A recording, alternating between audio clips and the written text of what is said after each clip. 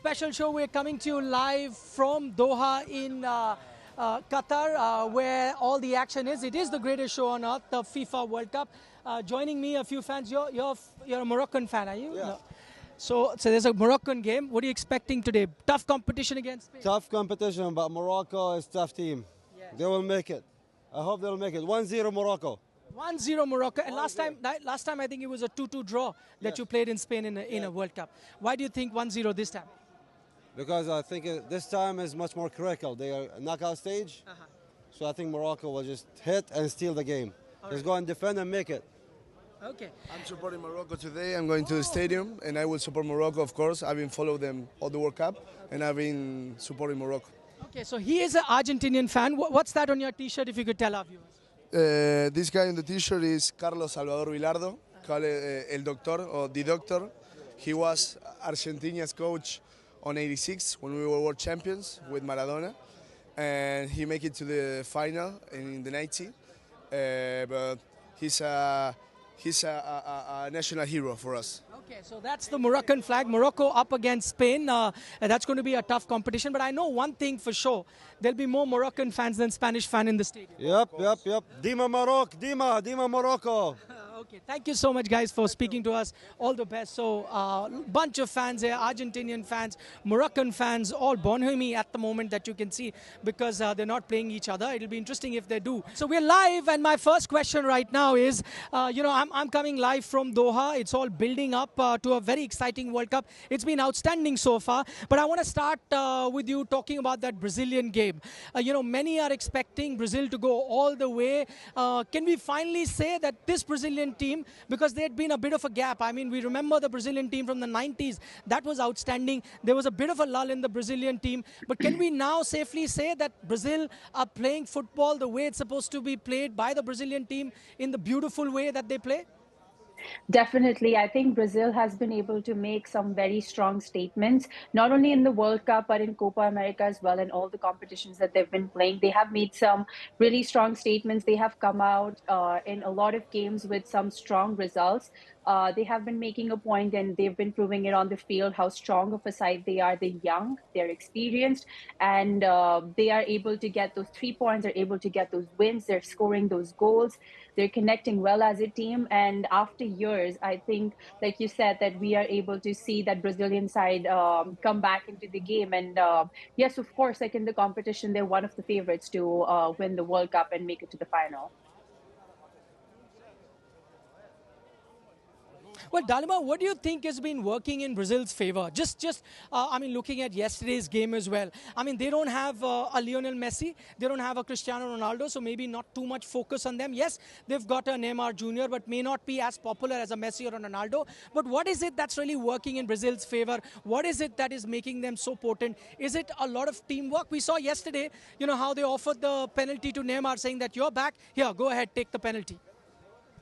I think what has been working a lot for Brazil has been their team spirit and their desire to do well and work as a team.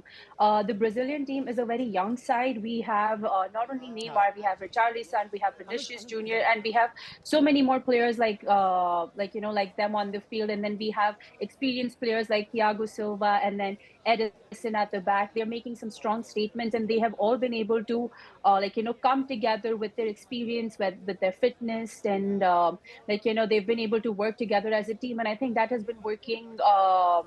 That has been working in their favor. And like you said, like even when Neymar came back after a competition, it was important for him to get that goal back, because again, like for a player, it takes time to gain that confidence again when you come back after a gap, because he played one game and then he had to sit out for 2 group games. So I think for them to be able to work together as a team has been playing in their favor. Okay, Dalima, stay on with us. I'll come back to you with some more analysis of the FIFA World Cup. But for the moment, let's turn our attention to that Brazil game. Now, if you don't have a match ticket, and match tickets are being sold at a premium here, some of them, even the average ones, the ones where you sit like really far away, are costing upwards of 1 lakh rupees. So not everyone can afford a match ticket, but worry not. If you land up in Doha, in Qatar, and want to enjoy a game, you can always head to a fan zone. There'll be about 20, 30,000 people, stadium-like atmosphere. I myself went to one to watch that Brazil-South Korea game, and these are the experiences that I had while watching that encounter. So there are about 1 million fans that have turned up in Doha to enjoy the FIFA World Cup. Then there are about 3 million locals. All of them want a piece of the pie when it comes to a football game. But the tickets are restricted. 30,000, 40,000, sometimes 90,000 at best. So how do the rest of the population enjoy a match? Well, for them, they have something called the FIFA Fan Festivals, Fan Zones. There are 5 of them here in Doha where fans can come and experience stadium-like atmosphere. So let's check out what else is available in a fan zone. Korea Republic, Japan, Bangladesh, Palestine, Jordan, Qatar, Portugal.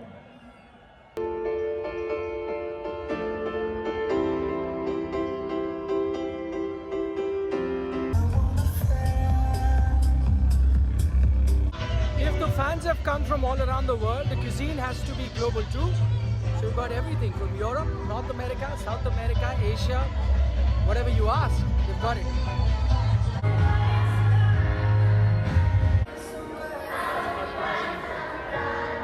The size of the live screen is so huge, it seems like you're watching the game in the stadium, not just the crowd, but the size of the screen as well.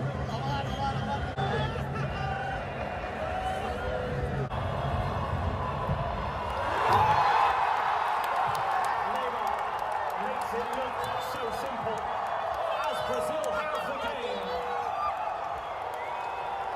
No wonder they're jumping for joy.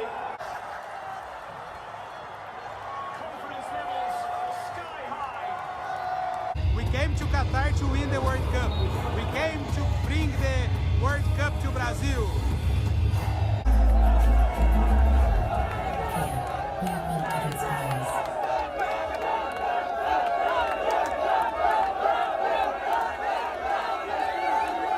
Yeah, I mean, this is a very raw atmosphere, which you don't get in a stadium because, as you said, people don't get tickets, so they come here to enjoy it, to get the the full atmosphere of the stadium, of not being in a stadium.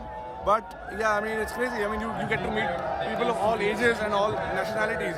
You get to interact with so many people, learn new cultures and languages. It's just brilliant.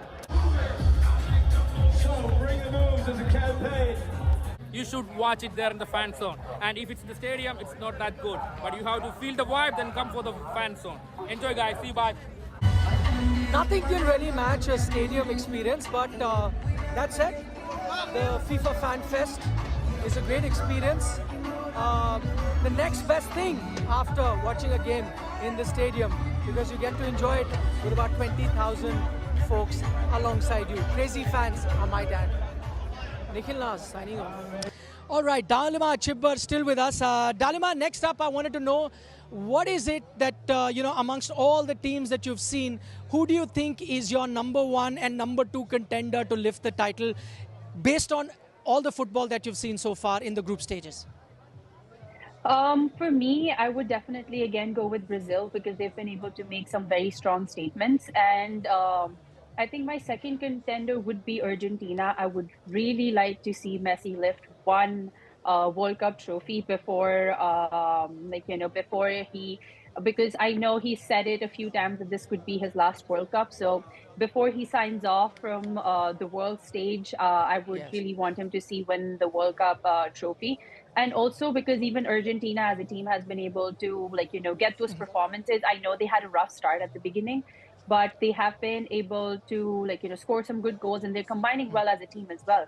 So for me, I think I would say Brazil and Argentina are like my top 2 teams that I would expect to make it to the final or lift the trophy. 2 big games coming up, the last of round of 16 games. You've got Portugal taking on Switzerland, got Spain taking on Morocco. Quick predictions and why in these 2 games for you? For me, I think Portugal is going to get the win against Switzerland. I think for me, the score prediction would be like a 2-0 win for Portugal.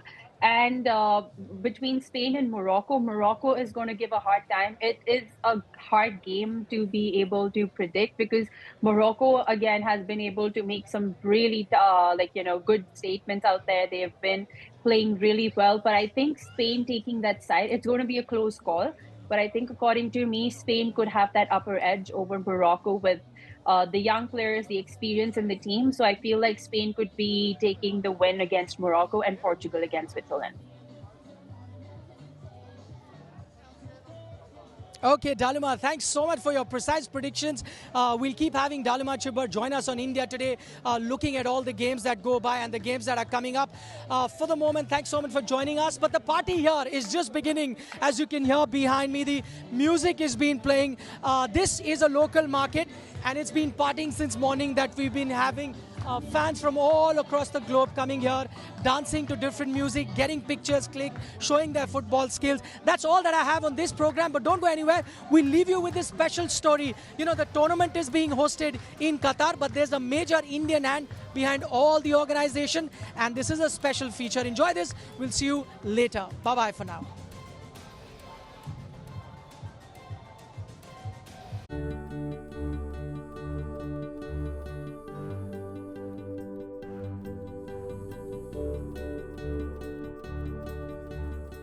Expectedly, about 1 million fans have come from across the globe to Qatar to enjoy the biggest festival of them all, the FIFA World Cup. And what kind of food arrangements have been made by the country? We got a sneak peek. We've come to Lulu, one of the biggest retailers in the entire Middle East. And they've opened many new stores just for the FIFA World Cup and have arranged different things for fans that have traveled in terms of their dietary requirements. So they've got sections. This is a Mexican section. If you're Mexican fans traveling, you'd get that. If you're fans from Korea, that is Korean food right there. If you've come from Japan, a lot of Japan-specific food is available here. Whether you're from Latin America, Europe, special bread, cheeses, all of those things have been made available, and all of that has been done for that 1 million fans that have come here to watch the FIFA World Cup. If you're an Indian, don't be disappointed. A lot of Indian food is also on display.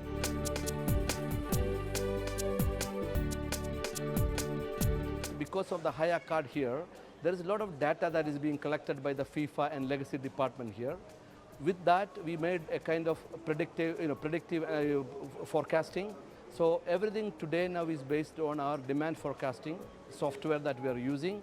And now we found that a lot of people coming from Mexico, Latin America, parts of Africa, and like everyone else, they would look for comfort food that they are more familiar with. A lot of people have got their cultural and religious restrictions on food. People have dietary requirements. Based on that, we started sourcing food.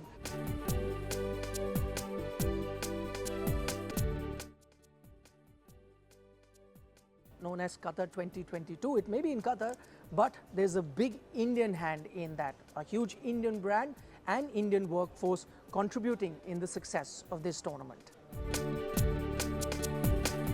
The joke around is that Qatar is hosting the first World Cup in Arab region, and Indians have their first FIFA opportunity to host the FIFA. If you look at every element of this FIFA preparation, two things are reflected. One is the huge participation of Indians in every sector, be it fan zones, businesses, construction of the stadium or anything, and also the generosity of the Qatari population to be more inclusive, keeping us and making us part of the whole preparation now. So Indians are everywhere. I am very, very happy, and I'm very proud to be associated with all the food security arrangement that's happening in Qatar.